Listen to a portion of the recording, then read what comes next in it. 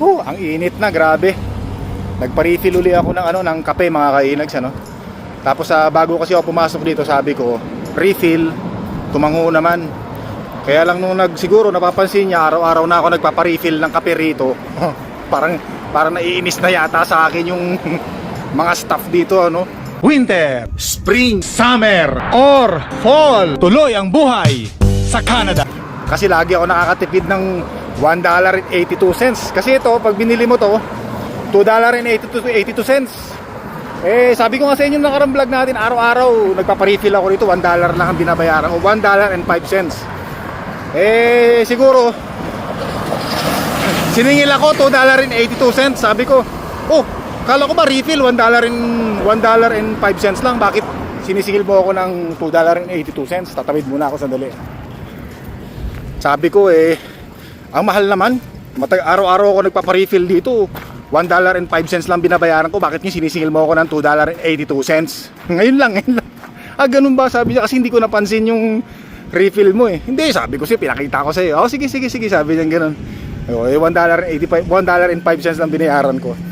Bira, mukhang nabubuisit na sa akin dito yung parang nalulugi sila sa kape dahil sa akin Bira.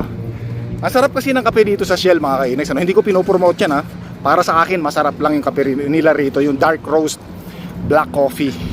Grabe na init ngayon, sobra. Tapos magkakape pa ako masarap kasi magkape mga kainags Tapos mayroon tayong pandesal na mayroon palamang keso. Nako po, Panginoon, parang sa Pilipinas lang. Dapat pala magsuot lang ako ng ngayon sando para naman mainitan ng aking mga balat. Sandali lang naman to, sandali lang, medyo mainit. Nalapag ko muna. Grabe.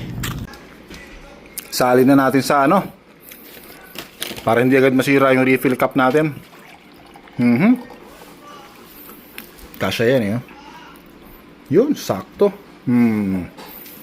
Tapos lilinisan ko na lang yan. Tsaka to para 5 beses pa natin pwedeng magamit. Ito na nga yung pandesal natin pwede sa kape. Dali lang, hugasan ko to. Yung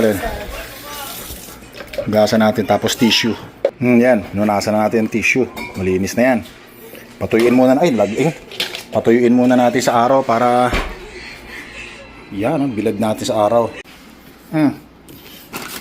Tirahin na natin to. Kasarap lang.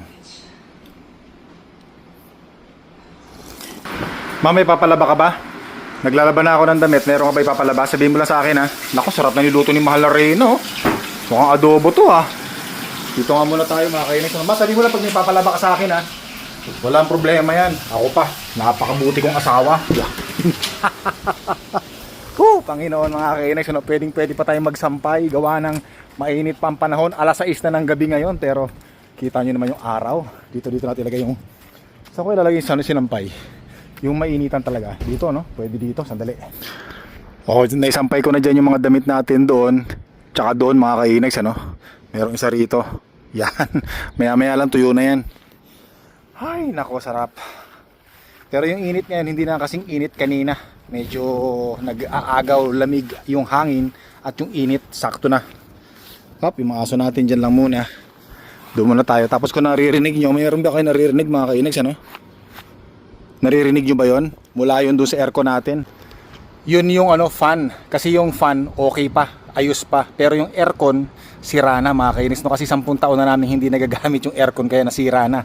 Yan, kaya pagka ganitong summer, binubuksan na lang namin. Centralized kasi ito Itong fan nga, para malamig sa loob ng bahay kahit papaano. Cool. Yan, papakita ko sa inyo yan diba? Para yung mga aso natin, pagka iniwan natin sa bahay, hindi mainitan basta-basta sa loob ng bahay. Bangunong niluluto ni Mahal na Reyna. Mukhang magluto ng kaldereta si Mahal na Reyna. Yan mga kainags Tapos ito ay, hindi ko alam kung anong klaseng niluto to. Parang nagigisa siya ng baboy Nako, ayan Busy si Mahal na Reyna. Dito tayo. Mukhang masarap yung luluto mo Mukhang mapapalaban na naman ako ng chibugan ito Tapos syempre bumili ulit tayo ng tambakol mga kainags Kasi gusto ko yung mga niluluto ni Mahal na Reyna na ginataang tambakol. Paborito ko yan. Nilalagay ko sa fridge, nilalagay ko sa cooler para pag gusto ko na kumain. Pag nagugutom na ako, ilalabas ko na lang. Yung iba nakalagay sa freezer para kung sakaling kakainin ko bukas, ilalagay ko sa cooler. Itutuo ko siya para pwede ko na siya kainin. Iinitin ko na sa microwave At chibog-chibog na mga kainis. Mas masarap yan, maraming sili. Lalagay si Mahal Arena. Iba talaga magluto si Mahal Arena. I love you. Parang nabingis ang mga sinabi ko ah. Parang O sige, nakalimutan kasi namin bumili ng gulay mga kainis ni Mahal Arena, no? Pansasahog sana namin dito sa niluluto niya. Ayoko nang bumalik dun sa sa palengke. Sabi ko, meron ako nakita rito mga gulay na tumutubo sa bakuran ng kapitbahay natin sa labas. Sabi ko, titingnan ko, baka pwede natin magamit yun dyan sa mga niluluto niya. Oh. Doon na lang maghanap ako doon. Yung kulitis mga kainis, alam niyo ba yung kulitis? Parang saluyot din yung, alam ko yung kulitis, parang ano yan ng spinach, kamag-anak, no? Meron kasi doon, hindi pa natitrim nung kapitbahay natin yung mga damo, mga lawn grass, tumutubo doon, kaya kukunin. Titingnan ko muna sandali lang, dyan ka muna. Pero magdadala na ako ng supot para kung sakaling okay, walang insekto yung mga dahon ng kulitis, pwede ko nang ibulsa. Kaya maghahanap muna ako ng ano rito. Ito, meron dito, marami rito. Yan! Diba? Para hindi masayang yung punta natin doon. Mahalis muna ako dadamihan ko na pag marami tayo nakita mga kainis, ano? Ay, mga sinampay natin, matutuyo na maya ng konti yan, no? Magsusuot muna ako ng salamin mga kainis, ano? Alam niyo naman yung may mga masasamang balak nagtatago ng mukha para hindi mahalatang hindi makilala. Hindi makilalang, halimbawa may makakita, at least hindi makilala, di ba? Minsan nga nagsusuot pa ng bonnet yan para hindi makilala eh. Pero ako hindi ko na kailangan magsuot ng bonnet kasi mainit. Uy, pambihira yung mga raspberries ng kapitbahay natin. Marami akong kalaban dito, marami na akong kakompetensya rito Kasi may mga dumadaan dito, pumipitas dyan, pinipitas nila yung mga raspberries ng kapitbahay natin. Wala pa ako nadadali kahit isa eh. Bihira talaga yung mga, nalaman kasi nila mayroong raspberries dito. Yung mga damit ko nga pala doon, nilipat ko muna dito mga kainex, Kasi doon wala nang araw doon eh. Hindi katulad dito, yan para nakasikat sa haring araw para matuyo ka agad. Para ako nagtitinda ng bargain dito, mga ukay-ukay na damit Ayan pero madaling matuyo yan. Teka, hindi na ako nakapunta roon sa pupuntahan nating gulay. Sisigawan na ako ni Mahal Arena nito. Sandali lang mga kainex May pumutol ng ko mga kainex May pumutol ng aking extension cord. Ninakaw may nagnakaw Pinutol. Ito yung ginagamit nating pagka nilalagay natin yung black heater, sinasaksak natin yung black heater ng truck natin.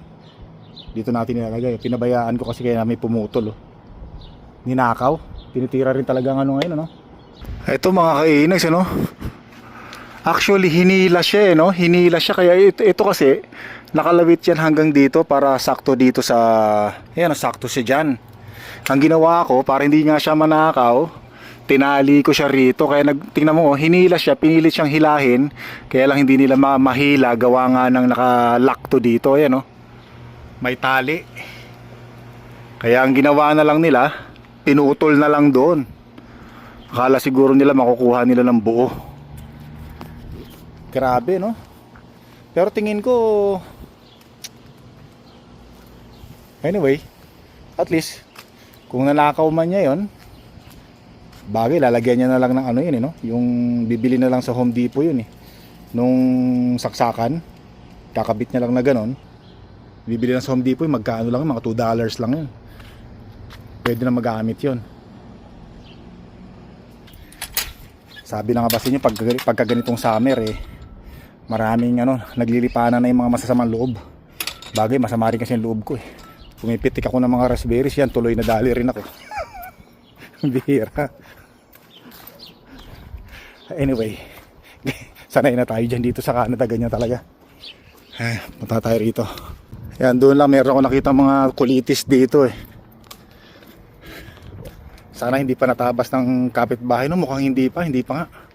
Ayan Ay, kung nasa tabing bakod kung napapansin nyo, ayan mga kulitis yan Ayan kulitis to, ayan dami ay magaganda, pwede pa mga kainex. Nakuha lang ako ng mga ilang piraso. Yan, mukhang may mga tama na rin. May mga tama na mga kainex may mga tama na, hindi na pwede. Ayan, may mga patsi-patsi. Wag na. Bira. Ayan yun, ang tatabayan yung nakita ko kaya lang hindi na ako kukuha. Grabe, no? Pati yung extension cord ko talagang hindi pinatawad ng mga magnanakaw, no? Bagay, ako nga rin, eh. Yung mga, yan, katulad yan, yung mga cherries ng kapitbahay natin, no? Nahihinog-hinog na, mga kainags, ayan, no? Oh, ayan, no? Nahihinog-hinog na yan, malapit na yan. Parang nakaarma ako, ah. Hindi, uso talaga dito yan pag ganitong summer. Mga nakawan, nako, Diyos ko. Grabe. Potol, eh, oh. Usually nakasabit lang dito yan, eh. Nakasabit dito, hanggang doon. Pinutol.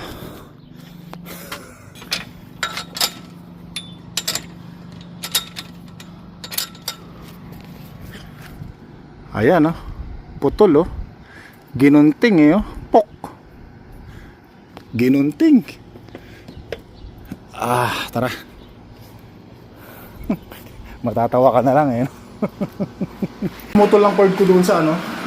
May pumutol yung cord ko, pag sinasaksa ko yung black heater ng truck ko, pinutol. Ninakaw. Bira, oh. Wala, anyway, ano lang naman yun, eh. Cord lang naman yun, madaling palitan yun, eh, no. Nako, sobrang mag-ingat tayo sa mga dumadaan sa likod ng ating alley, no, sa backyard, mga kainags. Nako, siyempre may mga dumadaan dyan. Siyempre may mga, hindi naman lahat ng dumadaan dyan mabubuting tao, eh. Katulad natin, masamang tao, may masamang balak yan. Dumadaan-daan sa mga alley, ano. Katulad ngayon, tinitingnan ko, iniispat-ispat ko yung raspberries ng kapitbahay natin, kung pwede nang tirahin o hindi. Kaya lang ako yung nadali. 10 taon, mahigit 10 taon na sa akin kasi yung cord na yun, mga kainags, ano. 2011 o mahigit 2011, eh. O di ba, more than almost 15 years na sa akin yung cord na yon. Tagal ko nang ginagamit yon. Napakahaba pa naman, sayang. Pero ganun talaga. Wala, eh. Putol na, eh. Bibili ulit tayo ng bago, pambihira. Hindi, meron naman ako dyan kahit papaano.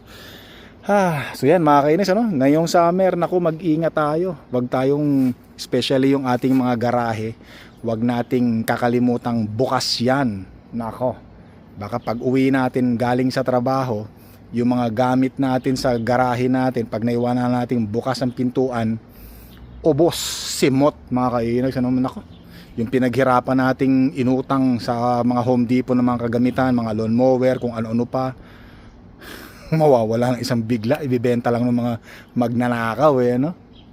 Kaya bago umalis ng bahay, double check kailangan, tsaka huwag kayo mag-iwan ng gamit na sa mga backyard, no? Ay, nako po. Ay, ganun talaga. Pero syempre, wala, eh. Wala tayong magagawa kundi tanggapin na lang ang katotohanan. Unless kung pinamimigay mo na, mga kainags, no, katulad nito, ayan, oh. Lalagay mo lang sa harapan ng bahay mo, free. Yan, oh. Halika rito. Grabe talaga ang Canada, no? Nagiging hindi na magandang imahe ng Canada ngayon, mga kainags, ano. Kasi dati nung araw, no, mga kahit mag-iwan ka ng cellphone sa labas, mga kainags, ano, cellphone or mga mahahalagang gamit mo, bihirang-bihirang nawawala yan. Bihirang-bihirang may magnanakaw or kukuha ng gamit mo. Ganon dito dati. Although hindi pa naman ako ganun katagalan dito sa Canada, pero naririnig ko sa mga puti at yung mga matatagalan nating kababayan dito sa Canada, kahit daw mag-iwan ka ng mga magagandang gamit mo, mahalagang gamit mo sa harapan or sa backyard, katulad nga doon sa backyard natin, hindi raw nawawala yon, mga kainags. Hindi nawawala, no? Way back in mga siguro mga 1980s, mga 1970s, 80s, 90s, kahit nung early 20s, ganyan. Kasi ako dumating ako dito sa Canada 2008, eh. So may mga nakikita pa akong mga cellphone dati na nakalagay lang sa, halimbawa nag-camping kayo, di ba? Yung washroom sa camping, malayo yan, eh. Minsan may nag-iwan ng cellphone doon para i-charge. Hindi nawawala, mga kainags, ano. Pero itong mga nakaraang, ito ng mga nakalipas na taon na lang, syempre ang dami ng mga tao dito, di ba? Syempre hindi naman marami ng kulturang mga tao dito. So hindi naman ako nang bibintang mga kainex, ano, base lang ito sa aking napansin at nababasa. O di ba kung napapansin nyo nga, di ba, yung mga establishment dito sa Canada, dati walang mga security guard dito dati nung araw. Pero ngayon may mapapansin kayo, may mga security guard na nagbabantay kasi nga nagkakaroon na ng mga report na may mga nawawalang items, produkto sa mga establishment, kaya meron ng mga security guard. Dati walang security guard dito. Ay nako. Kaya yung mga bakod nyo mga kainas, yung mga gate ng inyong backyard, no? Tsaka yung pintuan ng harapan ng bahay nyo, make sure bago kayo umalis, bago matulog, nakalak. Di ba may mga vlogs na rin tayong ganyan, may mga madaling araw, may nagbubukas ng pintuan natin, may kumakatok, di ba? Nakakatakot lang, ano? Yung mga backyard natin, ako, kung pwede nating lagyan ng kandado, lagyan natin ng kandado. Dati nung araw, walang mga bakod dito yung backyard eh. Tapos ako may bakod man, walang kandado, hindi nilalak yung mga pintuan ng backyard. Ako dati hindi ko nilalagyan ng kandado yung mga backyard ko, yung gate ng backyard ko mga kainex. No? Kaya lang, di ba, napanood nyo ba yon? May mga pumapasok sa bakuran ko, dumadaan. Kumbaga merong nanakawin doon sa kabilang kanto, ang gagawin niyang daanan yung likuran ko, tapos lalabas dito. 'Di ba? Napanood niyo ba 'yan? Sino ba nakapanood ng vlogs ko na yung mga pinakita ko sa vlogs ko nung araw? 'Di ba? Kaya 'yun, mag-iingat, make sure maglagay ng lock. Ako talaga naglalagay na ako ng lock, pero sabi nila kahit maglagay ka ng lock diyan kaya kung talagang papasukin. Pero syempre iba na rin yung meron lock para mag-alangan, hindi agad sila basta-basta makakapasok mga kainags, ano? Kasi nga may lock, kumbaga it takes time bago sila makapasok. Syempre hindi katulad kung walang lock, dire-diretso yan, di ba? Yun, kaya ganun lang. Kaya konting ingat lang talaga,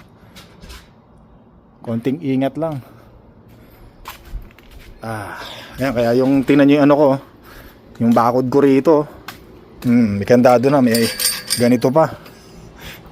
Yan, ano saya? Ay, mga aso natin nandyan, oh. Kaya ano lang, para lang sigurado, ibig sabihin para sigurado, para lang, di ba, at least kahit papaano, barrier, kahit di ba, magdadalawang isip agad yung mga magnanakaw na papasok sa bahay natin, sa bakura natin, kahit papaano. Di ba pala ako nakapagtanggal ng damo dito? Tanggalin ko na nga ito. Dito ko na lang ibubuhos ng sama ng loob ko. Yan. Ito may tinik to eh. Baka matinik yung aking pangromansang kamay. Ay nako. Tanggalin natin to. Diyan muna natin lagay yan. Parang ako rin lang yan eh. Di ba yung sa likuran, yung sa backyard natin, yung kapitbahay natin, merong mga raspberries doon. Wala naman tumitira ng mga raspberries nila eh. Mula nung dumating ako, nawawala na sila ng raspberries doon sa lumalabas na bakuran nila, no? Mga bunga na raspberries. Kaya hindi ako nagreklamo mga kainags, ano? Tara, papasok na nga. Tingnan na natin tong luto ni Mahal Reyna. Wow, sarap mga kainags, oh. Kaldereta, panalo. Sarap. Etong isa, tingnan natin. Ako, tinumis. Diyos ko po, napakasarap po. Diyan na lang natin na ibubuhos yung sama ng loob natin sa nilutong pagkain ni Mahal Reyna. Teka muna, naglilinis si Mahal Reyna ng bahay. Alis muna ako dito at baka may isama ako sa walis.